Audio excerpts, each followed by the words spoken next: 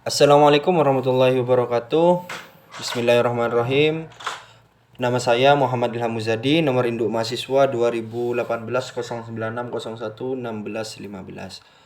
Baik, langsung saja di sini saya akan menjelaskan sedikit banyak tentang definisi dan ragam-ragam media pembelajaran dalam mata kuliah media dan pembelajaran. Baik, langsung saja. Apa sih media pembelajaran itu dan apa ragam-ragamnya? Baik, langsung saja. Media pembelajaran yang memuat informasi dan pengetahuan.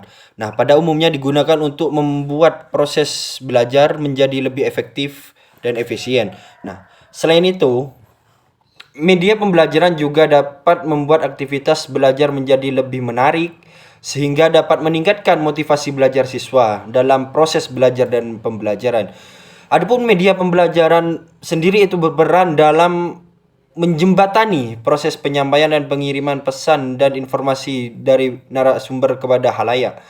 Halayak dalam hal ini adalah siswa yang melakukan proses belajar. Nah, dengan menggunakan media dan teknologi ini dalam pembelajaran, jadi proses penyampaian pesan informasi dan pengetahuan antara pengirim dan penerima dapat berlangsung secara efektif dan efisien. Nah, pada bab ini akan membahas tentang definisi dan ragam-ragam media pembelajaran yang dapat digunakan dalam aktivitas belajar dan pembelajaran. Nah, baik, adapun definisi media.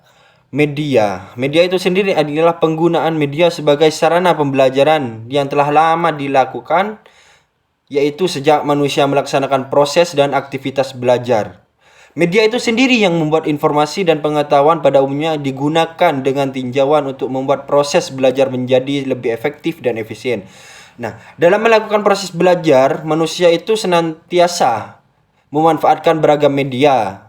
Entah itu peran media dalam hal ini adalah sebagai alat bantu dalam proses pembelajaran. Perkembangan media yang digunakan dalam proses belajar pada dasarnya berjalan beriringan dengan perkembangan teknologi itu sendiri.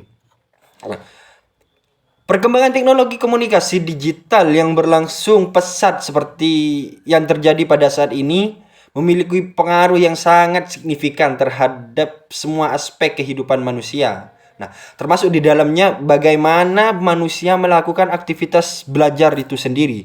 Dengan melakukan proses belajar, seorang akan memiliki pengetahuan, keterampilan, dan sikap yang diperlukan untuk menjalin kehidupan.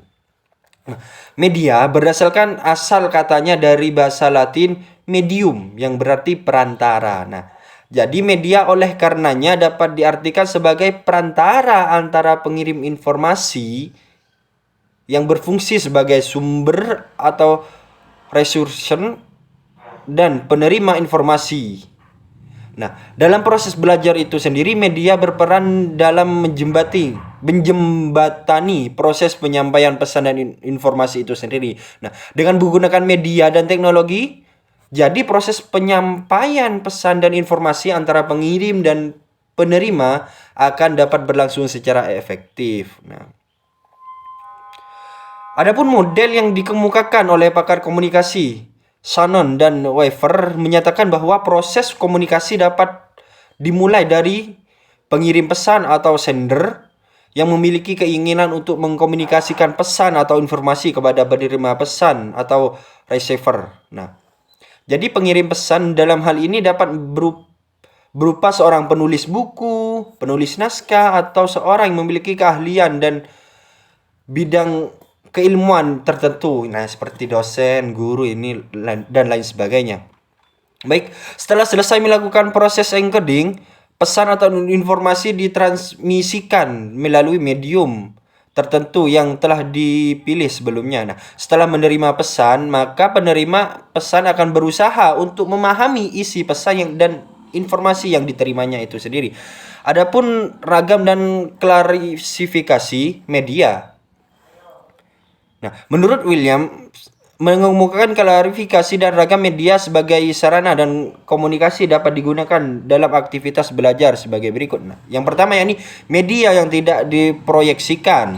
Yang kedua media yang diproyeksikan. Yang ketiga yakni media audio seperti kaset dan lain sebagainya. Yang keempat yakni media gambar gerak atau media video seperti VCD, DVD, dan lain sebagainya. Yang kelima yakni pembelajaran berbasis komputer, dan yang terakhir yakni multimedia dan jaringan komputer. Nah,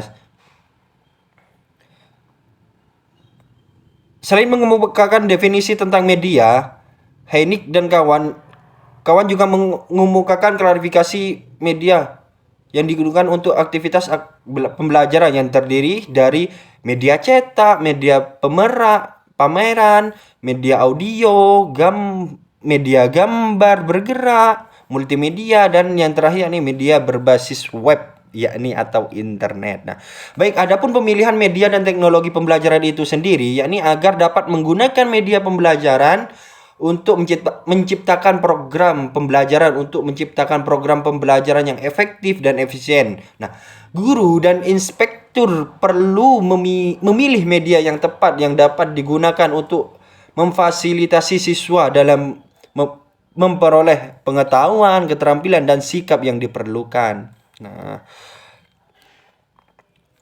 yang terakhir yakni konklusi, yakni perkembangan teknologi komunikasi digital yang langsung pesat seperti saat ini memiliki pengaruh yang sangat signifikan terhadap semua aspek kehidupan manusia, termasuk di dalamnya bagaimana manusia melakukan aktivitas belajar itu sendiri. Pada dasarnya ragam media dan teknologi yang dapat digunakan untuk memperoleh informasi itu sendiri dan dapat diklasifikasikan menjadi yang pertama yakni media yang tidak diproyeksikan. Nah, yang kedua media yang diproyeksikan, yang ketiga media audio seperti kaset dan lain sebagainya, VCD.